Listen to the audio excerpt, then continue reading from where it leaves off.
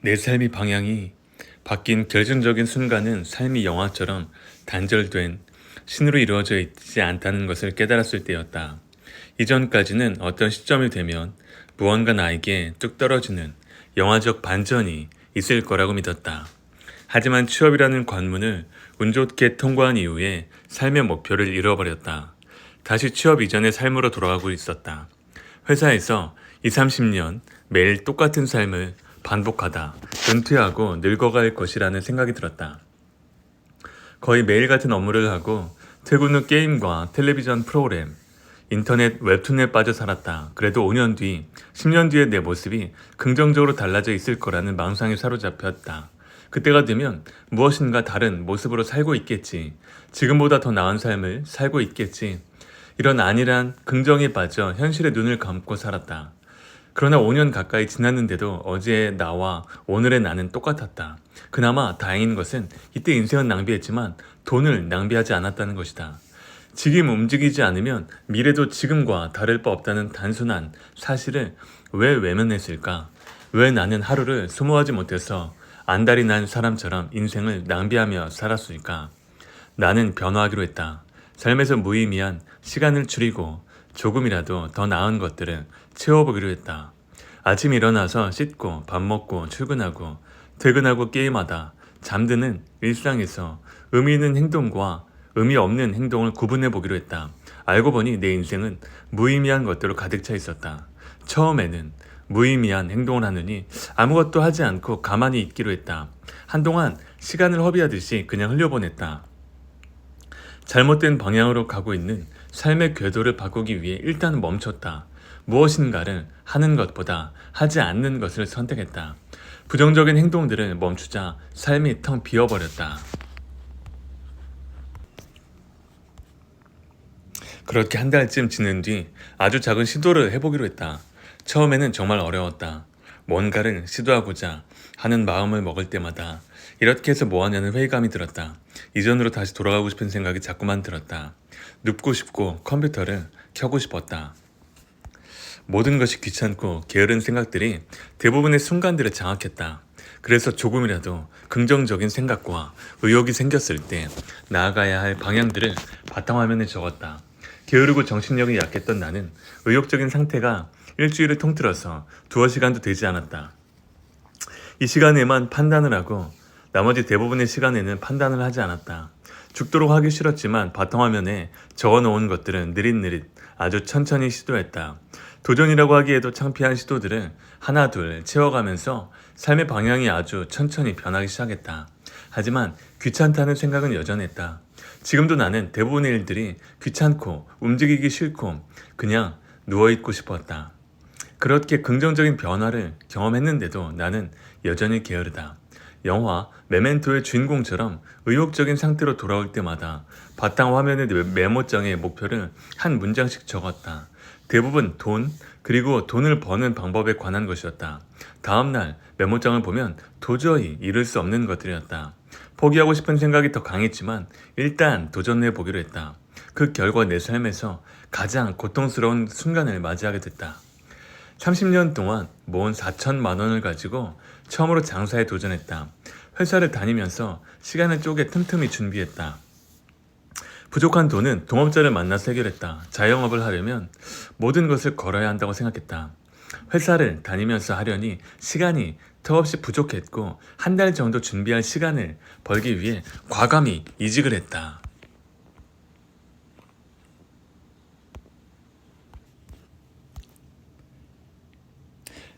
10명 중 9명은 망한다는 자영업을 준비하면서도 잠도 거의 안 자고 혼신의 힘을 다했다. 내가 가진 모든 리소스를 쏟아부어야 했기에 임신한 아내를 제대로 돌봐주지도 못했다. 이때까지 우리 가족은 반지하에 살고 있었다.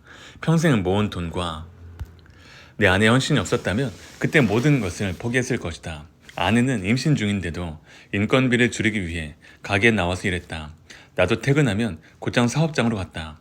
사업은 원래 이런 것이라고 생각했다. 텔레비전에 나오는 성공한 사람들이 자전적으로 이야기하는 것처럼 목표를 향해 헌신하는 열정적인 삶, 이것이야말로 사업에 성공하기 위해서 치러야 하는 대가라고 생각했다. 10명 중 1명만 성공한다는 자영업 시장에서 그 10%의 벽을 뚫는 필수 조건인 줄로만 알았다.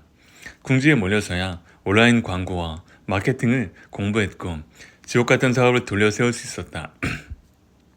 그 과정에서 배운 것이 있다. 잘 되는 건 운이구나. 10명 중 9명이 망한다면 10번 이상 도전할 수 있는 자본력을 갖춰야 했다. 그 한 번의 성공이 수십 번의 실패를 만회할 수 있는 일을 했어야 했다. 4천만 원이 있었다면 40만 원짜리 게임을 100번 한다는 자세로 도전했어야 했다. 실패도 계획에 포함했어야 했다. 주사위를 한 번 던져서 3이 나오면 10억 원을 벌고 나머지 숫자가 나오면 1억 원을 잃는 게임이 있다고 하자. 6번 중 5번은 망하지만 횟수가 늘어날수록 돈을 버는 게임이다. 전 재산이 1억 원이 안 되는 사람은 이 게임을 할 수조차 없다. 빚을 내서 1억 원을 마련한다 하더라도 단 한 번의 모든 운을 걸고 기도하는 수밖에 없다. 주사위를 한 번 던져서 3이 나오는 것은 우연이다. 하지만 주사위를 던지는 횟수가 늘어날수록 그것은 필연의 영역으로 바뀐다. 이런 게임들이 도처에 있다. 부자는 점점 부자가 되고 그들의 도전과 성공은 스포트라이트를 받는다. 운과 특별한 결단력과 행동력을 가진 사람들의 성공 스토리가 가난한 사람들에게는 일종의 신화로 자리 잡는다. 인생은 한 방이라는 말을 금원처럼 여긴다. 가난한 사람 중에 엄청난 운을 타고난 사람만이 한 번 던진 주사위에서 3이 나오는 기적을 만난다. 나는 더 작은 사업을 했어야 했다. 평생 모은 돈을 쏟아붓고 억지로 쥐어짠 열정과 시간 그리고 체력을 갈아 넣는 대신 더 작고 지속 가능하면서 운을 맞이할 확률을 필연에 가깝게 만들 수 있는 게임을 했어야 했다. 내가 쇼핑몰을 한 이유가 여기에 있다. 외모가 잘생겼거나 말솜씨가 뛰어났다면, 운동이나 노래를 잘했다면, 아니면 뭔가 특별한 재능을 가지고 있었다면 당연히 원가를 들이지 않고 그것을 파는 작은 게임을 시작했을 것이다. 나는 아무것도 없었다. 그래서 다른 사람들이 만들어 놓은 것들을 팔기 시작했다. 확고한 교환 가치를 지니는 물건은 누가 파느냐의 차이가 없다. 온라인은 더 심하다. 강남에서 사든 강릉에서 사든 똑같은 아이폰이다. 이것이 공산품의 위력이라고 생각했다. 별다른 재능도 없고 어떤 노하우를 습득하지도 못한 사람이 유일하게 선택할 수 있는 것이었다.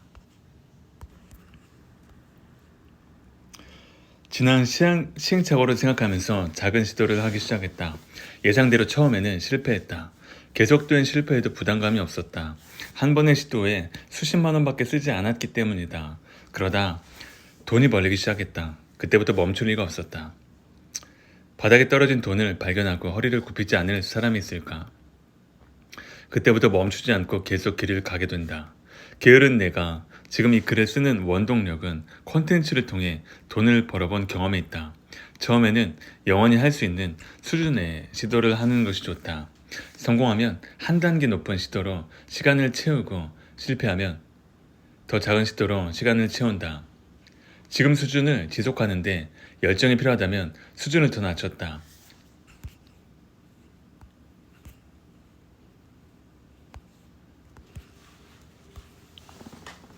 나라는 사람은 인생 대부분의 순간에 열정이라는 감정을 가져본 적이 없다.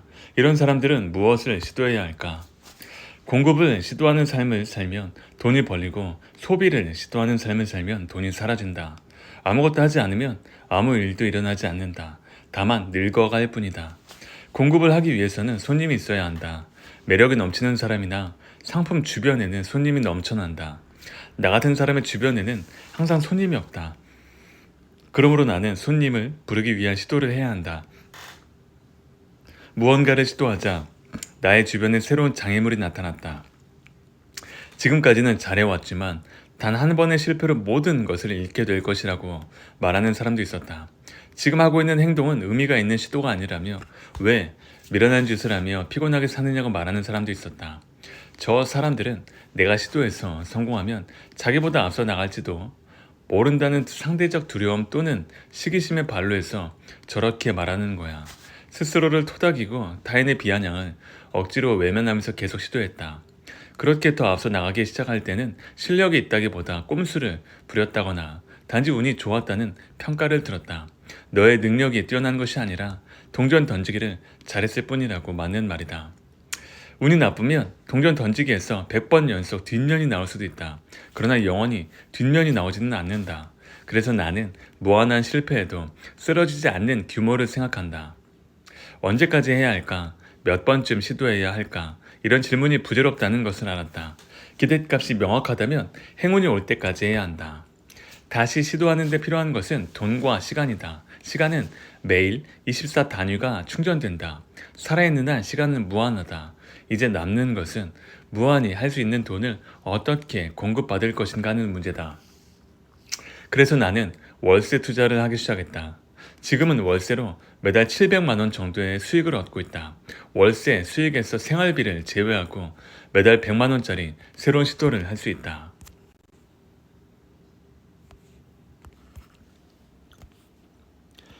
이렇게 무한히 공급받을 수 있는 돈의 크기가 바로 내가 생각하는 수저다. 발이 아니라 기회를 떠먹는 수저인 것이다. 설득력 있는 기획서로 정책 자금 같은 나라 돈을 계속 받아낼 수 있는 사람에게 수저는 국가다. 누군가에게는 손정이 같은 투자자가 수저다. 멋진 프레젠테이션 능력과 비전을 논리적으로 펼 수 있는 사람들이다. 부유한 집안에서 태어난 사람들은 부모가 수저다. 그렇다면 나는 어떤가? 내 수저는 내가 만들어야 한다.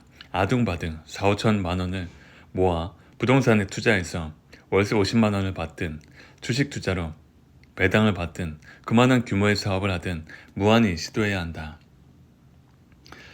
직장 생활을 계속한다는 것은 인생의 대부분을 비교적 안전한 시도로 채우는 것이다. 그러나 한 번의 프로젝트 실수로 좌천될 수 있었다. 일자리는 고용주의 무한 동전 던지기 중 하나이다.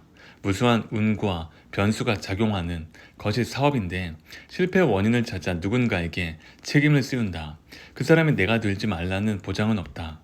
프로젝트는 계속 성공하더라도 줄 한 번 잘못 쓰면 승진하기 어렵다.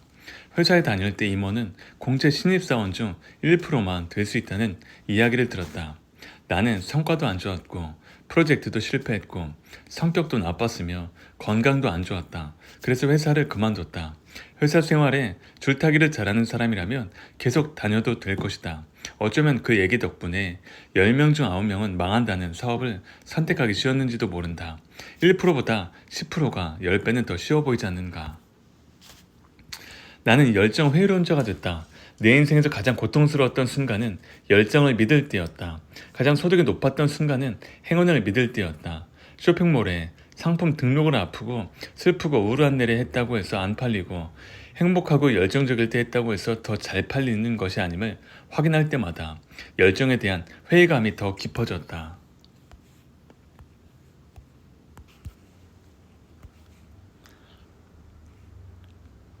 노동력이든 시간이든 돈이든 어떤 리소스의 투입량은 확신의 정도에 비례한다. 길에 떨어진 5만 원을 줍는다고 할 때 계속 줄 수 있다는 확신이 없다면 건강이 악화될 때까지 혼자 그 일을 할 것이다. 확신을 가지면 사람을 고용해서 월급을 주고 대신 주워오게 할 것이다. 즉 고정비를 올리는 선택을 한다. 긍정적 피드백이 거듭되어 확신 수준이 높아지면 욕심이 생겼어. 자동적으로 리소스 투입량을 늘리게 된다. 반면 확신 수준이 낮은데도 열정 같은 리소스를 억지로 계속 투입하면 언젠가는 지쳐서 포기한다. 결국에는 확신 수준으로 리소스 투입량은 수렴한다. 열정이 아니라 피드백과 성공 경험이 더 많은 고통을 감내하게 만든다.